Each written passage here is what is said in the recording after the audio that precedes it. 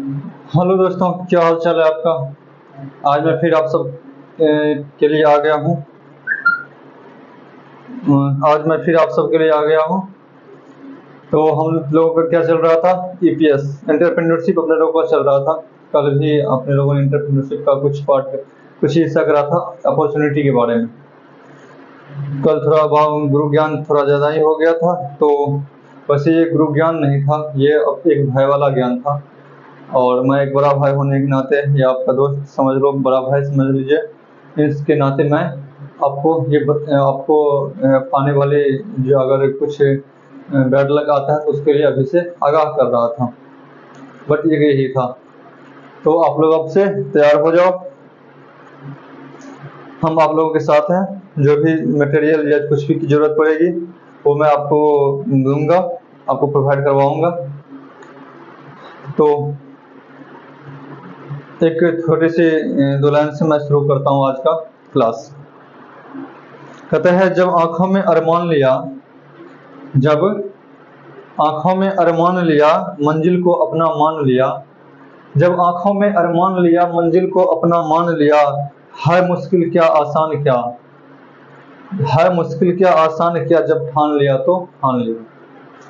क्या बोला, फिर से एक बार करता हूँ। जब आंखों में अरमान लिया मंजिल को अपना मान लिया। है मुश्किल क्या आसान क्या, जब ठान लिया तो ठान लिया।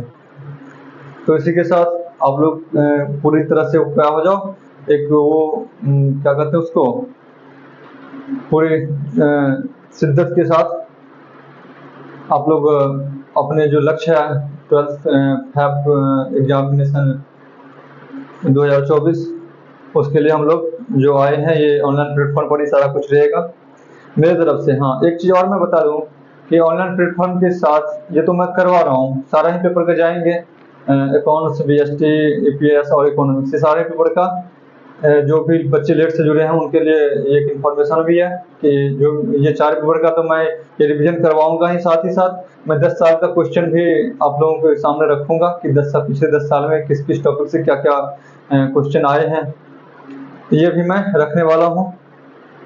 वो अकाउंट्स का 2 चैप्टर सर खत्म होने वाला है। पहला फंडामेंटल ऑफ पार्टनरशिप, ये तो इसका पूरा रिवीजन वीडियो यूट्यूब पे चला गया है। और दूसरा वीडियो ये आपका क्या कहते हैं, गुडविल का वैल्यूएशन वाला चैप्टर का एक वीडियो गया है, एक वीडियो उसका, और मेरे को लगता है और एक वीडियो बनेगा। और ये मैं ईपीएस चालू करा हूँ, तो डेली ही वीडियो जा रही है यूट्यूब पर। आप लोग उसको देखो कैसा लग रहा है। अगर कुछ इसमें और भी आपको जरूरत हो तो आप मेरे को बताओ। अगर वीडियो की स्पीड ज़्यादा है तो उसको उसके बारे में, या फिर और स्पीड आपको चाहिए, या मैं बोर्ड पर कुछ लिखता नहीं हूँ क्योंकि रिवीजन है, इसलिए मैं सिर्फ आकर के डिस्कस करता हूँ आप लोगों के साथ। तो अगर ऐसा भी कोई रिक्वायरमेंट है तो आप मेरे को कमेंट बॉक्स में ये चीज़ बताइए, मैं उस पर आप लोगों के साथ काम करूँगा, हम सभी मिलकर काम करेंगे। तो ये बात है।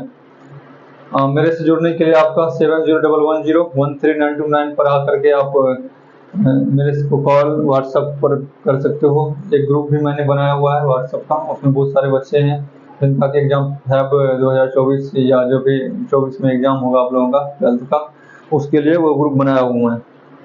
तो ठीक है, चलते हैं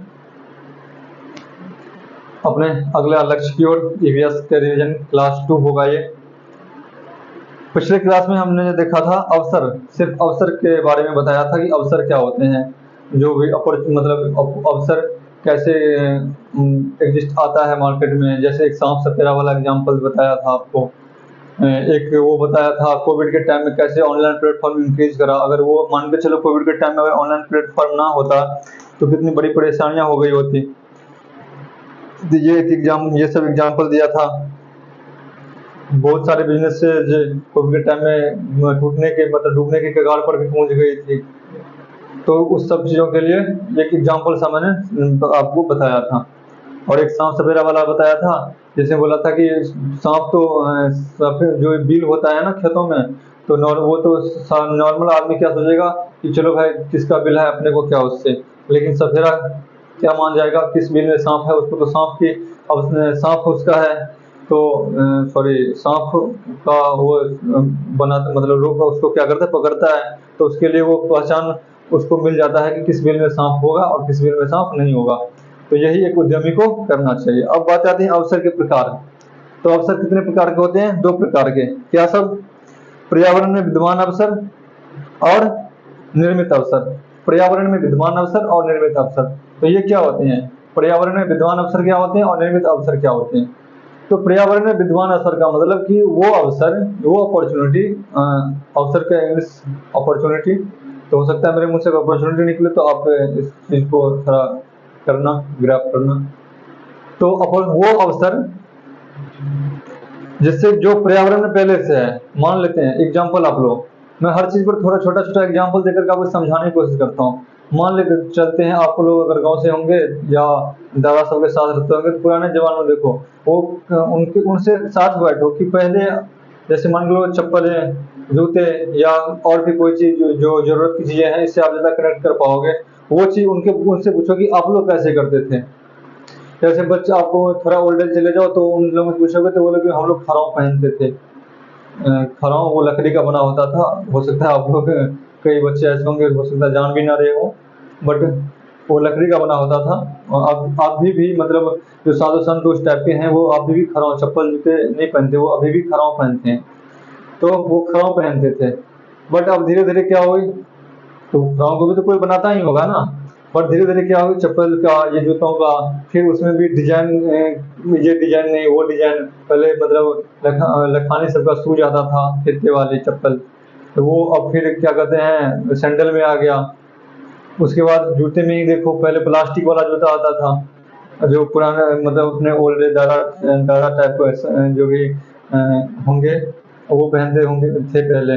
अब क्या हो गया, अब जूते में ही देखो आप, बहुत सारी कंपनियां आ गई, अच्छे अच्छे उसमें मॉडल आ गए जूते में भी, बहुत सारी चीज देखो अब। तो ये मैं बताना चाह रहा था कि ये सब जो अपॉर्चुनिटी आती है ना, मतलब उद्यमी के लिए ये सब जो बातें आती है, तो वो क्या है, पर्यावरण में विद्यमान अवसर। मतलब आपको पहले से वो, जैसे जूते तो पहले भी आदमी पहनते थे, जैसे खड़ाऊ उस टाइम में था, जूते पहले भी पहनते थे, कपड़े आप पहले भी पहनते थे, बट उसमें क्या करा, कुछ एडिशन करता चला गया, उसके फीचर बढ़ाते चले गए। जैसे आप इसको एक और एग्जांपल समझ सकते हो, मोबाइल फोन। मोबाइल फोन को देखो आप, मोबाइल तो आप हर यूज करते होंगे, हर बच्चे यूज कर रहे होंगे। तब मोबाइल फोन को देखो कि पहले क्या था, छोटा वाला नोकिया मोबाइल, कीपैड मोबाइल छोटी वाले। अब उसके बाद क्या आया, नोकिया का चलता था। उसके बाद थोड़ा उसी में क्या कर दिया, गाना वाना सब ये सब आ गए। उसके बाद क्या आ गया, अब ये टच पैड वाली फोन आ गई। तो धीरे धीरे क्या हुआ, मार्केट में वो चीज है मोबाइल, अभी हम ये टच फोन वाले को मोबाइल ही बोलते हैं, बट उस टाइम पर भी जो कीपैड वाला था उसको मोबाइल ही बोलते थे। बट क्या हुआ, ये मार्केट में एग्जिस्ट था पहले से, ये थी। अब उसमें हम क्या करते गए, अपना फीचर बढ़ाते गए, तो इसको आप क्या बोलोगे, पर्यावरण में विद्यमान अवसर। अब बातें आती है निर्मित अवसर। ये निर्मित अवसर क्या है? निर्मित अवसर क्या है? ये ऐसे अवसर होते हैं जो पर्यावरण में मौजूद नहीं होते, बल्कि ये उपभोक्ता की रुचि, फैशन के आधार पर, रुचि के आधार पर, तकनीकी परिवर्तन के आधार पर, परिसंपत्ति के अनुसार नित्य नए नए जन्म लेते रहते हैं। तो ये क्या होते हैं, इसको समझो आप। जैसे नई टेक्नोलॉजी आ जाने से क्या सब हुई, टेलीविजन, कंप्यूटर आ गया। पहले क्या था, गांव घर में कोई भी न्यूज सुनता था, आज भी कई जगह पे हैं जो टाइप आदमी हैं, उनको आप देखोगे तो वो रेडियो में सुनते हैं अभी भी। वो इतना बड़ा, उसका क्या कहते हैं, उसको एंटीना बोलते हो आप, तो वो निकाल दिया, उसमें वो रेडियो में कान लगाकर सुनते हैं, भाई यहाँ पे ये हो गया, आज समाचार में ये हो गया, आज वहाँ पे वो हो रहा है, वो हो रहा है। तो ये सब क्या हो गए, पहले जो टेलीविजन रेडियो था, उसके बाद जो तकनीकी का विकास हुआ तो हम टेलीविजन पे आए। टेलीविजन में पहले ब्लैक एंड व्हाइट, उसके बाद रंगीन टेलीविजन, और फिर ये बातें आगे चलते चलते फिर एलईडी, फिर सॉरी एलसीडी, फिर एलईडी, और अब तो बहुत सारे, उसमें भी बहुत सारे फीचर आ गए हैं। तो ये क्या हो गया, तकनीकी विकास के साथ साथ हम लोग वहां से यहाँ पर आ गए। तो इसको आप क्या बोलोगे, पहले तो रेडियो ही था। तो ये क्या था, जैसे जैसे फैशन, रुचि चेंज होता गया आदमी का, हम क्या करते गए, अपना मतलब उसको, बिजनेस को बढ़ाते चले गए। तो ये बात होती है, निर्मित अवसर ये है, और पर्यावरण में विद्यमान अवसर जो पहले मैंने एग्जांपल दिया था। अब आप एग्जाम में एक दो लाइन बताता हूँ मैं, लिखो कैसे। आप एग्जाम में, जो मैं एग्जाम्पल दे रहा हूँ ना, हो सकता है अगर आप पढ़ रहे हो मेरे साथ साथ, तो उस एग्जाम्पल को आप अपने बुक में नोट करते चले जाओ कि मैंने ये एग्जाम्पल दिया। आप क्वेश्चन में जब एग्जाम में लिखोगे तो ये एग्जाम्पल आप वहाँ पे पुट करो, तो सामने वाले को, जो भी एग्जामिनर होगा, कॉपी चेक करने वाला, उनको लगेगा कि नहीं यार कुछ तो लिखा है बच्चे ने, अगर कॉपी चेक होगी तो। ठीक है। अवसर एवं साहसी उद्यमी का संबंध, इसके अगला टॉपिक आता है अवसर एवं साहसी। अवसर एवं साहसी और उद्यमी का संबंध, इससे उद्यमी का क्या संबंध है? कहते हैं पहचानकर्ता के रूप में और प्रवर्तक। अवसर एवं साहसी मतलब अवसर और साहसी के बीच में क्या संबंध है ऐसा, या उद्यमी के और अवसर के बीच में क्या संबंध है? तो मतलब उद्यमी के बीच में और अवसर के बीच में क्या संबंध है, या उद्यमी के बीच में और साहसी, साहसी और उद्यमी मानकर चलो, एक आप मानकर चलते हैं चलो। कहता है इसके दो दो उद्देश्य हैं। क्या कहता है? पहचानकर्ता का रूप और प्रवर्तक। पहचानकर्ता का रूप और प्रवर्तक, तो ये पहचानकर्ता का रूप क्या है? पहचानकर्ता का रूप का मतलब इन्होंने बता रखा है। पहचानकर्ता के बारे में उन्होंने बताया कि अब उद्यमी जो होता है ना, मार्केट में जो भी अपॉर्चुनिटी आता है उसको क्या करता है? पहचान लेते हैं। जैसे वही सांप सपेरा वाला। कोविड के टाइम में देखो क्या हुआ, कोविड जैसे ही हुई, तो क्या हुआ कि बिजनेस क्या होने लगे? बंद होने लगे, लॉकडाउन। ऐसी सिचुएशन थी, दिल्ली जैसे सड़कों पर जानवर दौड़ रहे थे। कई, अगर टेलीविजन देखते होंगे उस टाइम में तो आप कई बार देखे भी होंगे, मतलब पंछी सब उड़ रहे थे, ऐसी सिचुएशन हो गई थी। तो बिजनेस सारा क्या था? बंद हो चला था। तो उस टाइम पर जो भी क्या था, पहचान करता, उनको जो इस टाइप का माइंडसेट था होगा जिनका कि चलो यार अब तो ऑफलाइन मतलब ऑफलाइन फेस टू फेस ऐसा कुछ बंद हो गया है, तो अब क्या करो? ऑनलाइन पे चले आओ, ऑनलाइन बिजनेस करो। तो जो इन चीजों को पहले पहचान गया होगा वो क्या कर रहा है? वो उसका बिजनेस डाउन नहीं पड़ेगा, बल्कि लोग कोविड के टाइम में भी अप हो गया होगा। लेकिन जो इन चीजों को ना समझ पाया, चलो यार फिर से समय सही होगी फिर आऊंगा, तो उसका क्या हुआ? चाहे तो वो डाउन पड़ गया या फिर टूटकर बिखर गया वो बिजनेस। तो ये बात होती है। एक होता है प्रवर्तक, तो एक बार मैं पढ़ दूं पहचानकर्ता का रूप। तो अपने इस रूप में साहसी उद्यमी पर्यावरण में पर्याप्त अवसर या निर्मित अवसर में से अपनी योग्यता एवं क्षमता के अनुरूप अवसर, मतलब अपनी योग्यता एवं क्षमता के अनुरूप अवसर की पहचान करके उसे चिन्हित करने का काम करता है। मतलब अपनी योग्यता और क्षमता के अनुरूप। आप ऐसा नहीं कि यार मेरे को, ऐसा थोड़ी ना सोचोगे कि मेरे को चांद पर जाना है, तो ये तो आपकी योग्यता क्षमता का अनुरूप ही नहीं है। आपको सूरज पे जाना, ये तो अपनी आपकी योग्यता क्षमता का अनुरूप ही नहीं है। तो मतलब योग्यता और क्षमता के, आपकी जितनी योग्यता है, आप जो काम कर सकते हो उस योग्यता और क्षमता के अनुरूप, योग्यता और क्षमता के अनुरूप अवसर को पहचान करके उसे चिन्हित करता है, चिन्हित करने का काम करता है। इसके अंतर्गत सर्वप्रथम उसके मन में विचार, मतलब थॉट आता है, कोई विचार आता है। इस विचार को वो परिवेश के साथ क्या करता है? एनालिसिस करता है कि क्या मैं जो सोच रहा हूँ, क्या जो इस मार्केट है, इस मार्केट में इसका क्या सिचुएशन होगी, क्या वो रन कर पाएगा या फिर रन नहीं कर पाएगा। ठीक है, तो ये बातें हैं।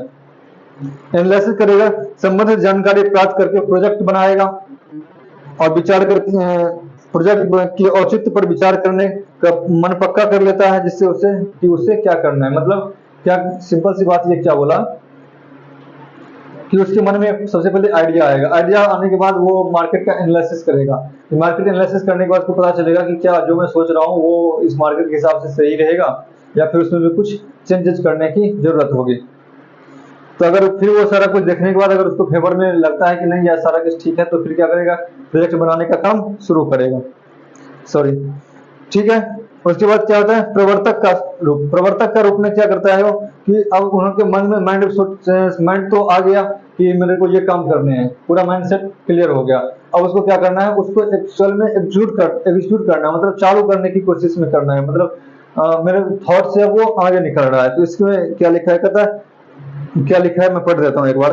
कहता है क्या करना है सुनिश्चित कर लेने के बाद, मतलब उसको क्या करना है ये क्लियर हो गया कि भाई मेरे को पढ़ाना है, मान लेते मेरे को पढ़ाना है, मेरे को जॉब करना है, मतलब ये तो कर लिया। अब जॉब कैसे करना है, कोई बिजनेस चालू करनी है तो ये करना है, बट इसको कैसे करनी है, तो ये सब बातें किसमें आ जाएगी, प्रवर्तक वाले में।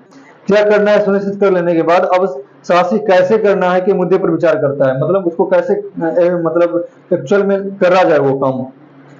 नवनिर्माण के द्वारा नए प्रोजेक्ट की स्थापना करता है। इस तरह शासी का कार्य विचारों की शुरुआत से आरंभ होकर प्रोजेक्ट की स्थापना पर आकर, मतलब विचार उसके मन में सबसे आया, प्रोजेक्ट मतलब थॉट आया, थॉट के बाद वो प्रोजेक्ट की स्थापना पर आकर समाप्त हो जाता है। मतलब प्रोजेक्ट बना दिया, स्थापना प्रोजेक्ट चालू कर दिया, फिर उसका वो इनोवेटर, मतलब क्या कहते हैं उसको, इनोवेटर इनोवेटर का रूप क्या हो गया, खत्म हो गई।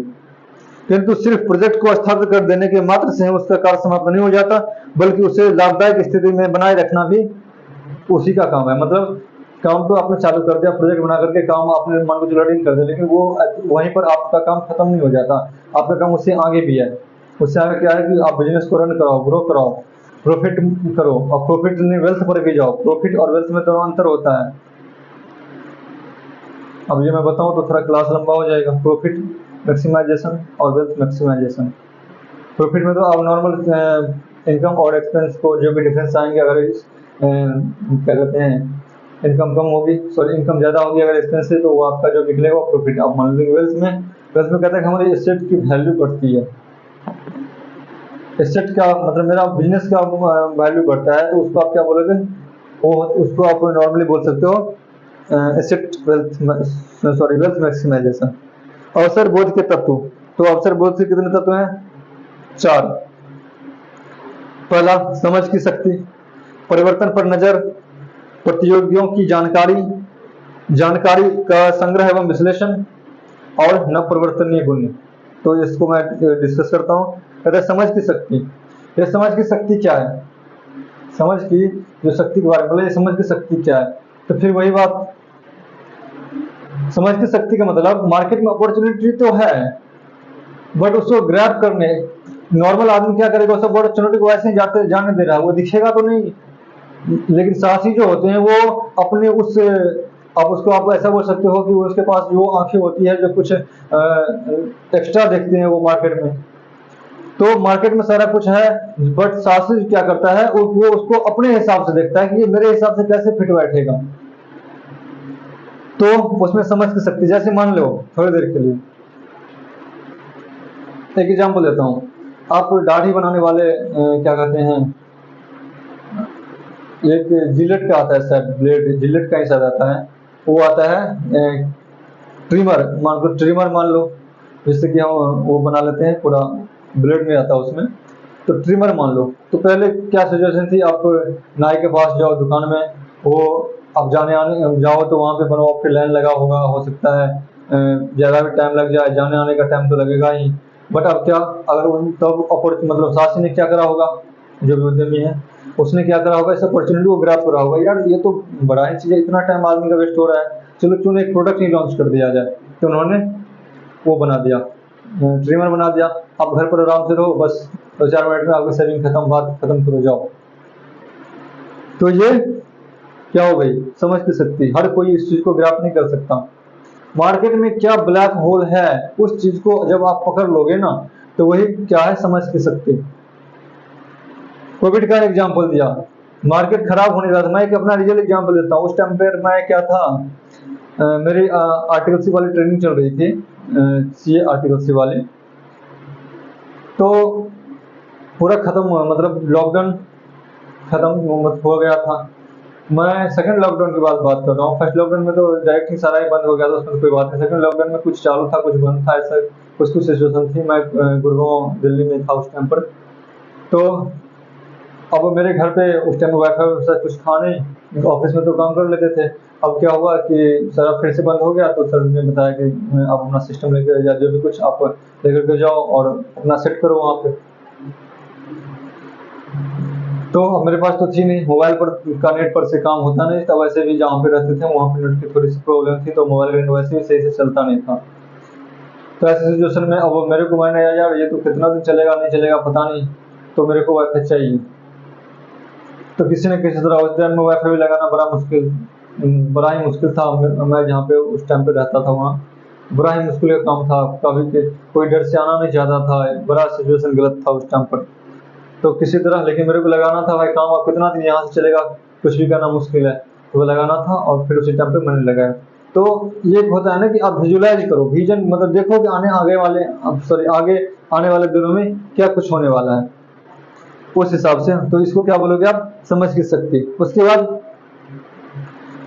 परिवर्तन पर नजर, मार्केट में क्या चेंजेज आने वाले, जैसे मैं अभी आप लोगों को क्या बताया कि बिहार बोर्ड में बहुत सारे चेंजेस देखने को मिली है, क्या पता आपका एग्जाम में कुछ प्लस माइनस कर दे। और ये मैं आपको डरा नहीं रहा, मैं आपको आगाह करता हूँ, मैं बार बार ये शब्द बोलता हूँ कि मैं आपको डरा नहीं रहा हूँ, मैं आपको बता रहा हूँ कि यार थोड़ा सा सीरियस हो जाओ।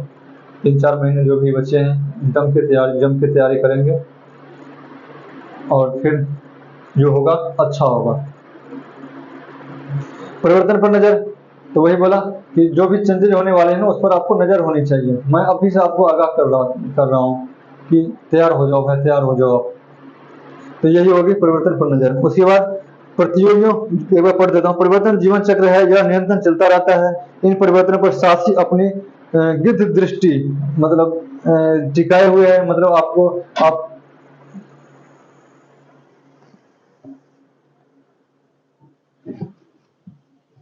तो भाई यहाँ पे लाइट चली गई है। इस वीडियो को मैं यहीं पे परिवर्तन पर नजर, ये जो है ना, यहीं पे मैं थोड़ा रोकता हूँ और ये टॉपिक मैं 4 जो है ना करवा ही देता हूँ। कोई बात नहीं, आप लाइट नहीं है, कोई इशू नहीं है, साउंड मेरा क्लियर आएगा, कोई इशू नहीं है, बस आप सुनते रहो बस। तो प्रतियोगियों की जानकारी ये हो गया, मतलब प्रतियोगी जानकारी मतलब क्या, आपका जो कंपटीटर है उस कंपटीटर का क्या करना पड़ेगा आपको, उसके बारे में आपको जानकारी होनी चाहिए कि मेरा कंप्यूटर अभी कैसी सिचुएशन में है। तभी आप क्या कर पाओगे, जो भी कमियां हैं मार्केट में वो आप समझ पाओगे और उस कमियां के हिसाब से क्या करोगे आप, जो कमी है उसको आप पूरा कर पाओगे। तो ये एक बार पढ़ देता हूं मैं। प्रतियोगिता पर बाजार में उपलब्ध प्रतियोगिता भी अवसरों को जन्म देती है।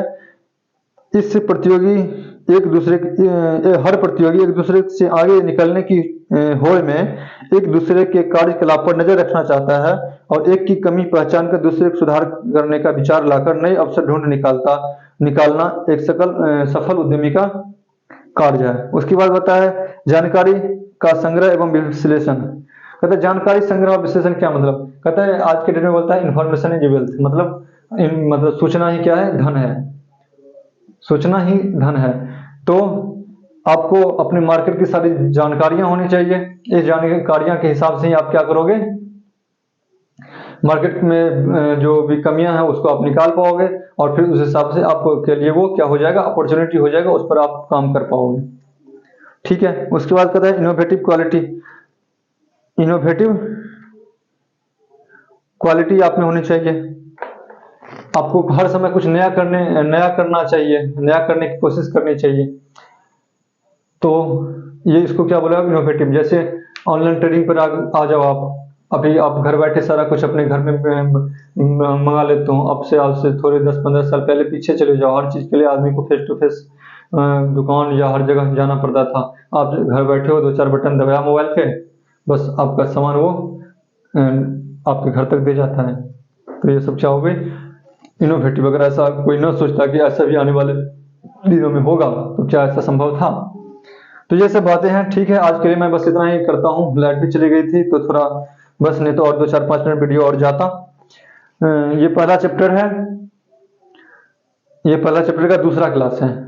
हाँ, ये पहला चैप्टर का दूसरा क्लास है और एक क्लास और लगेगा और ये पहला चैप्टर आपका हो जाएगा the end. Thank you, all the best. इसी के साथ हम मिलेंगे फिर नेक्स्ट वीडियो में।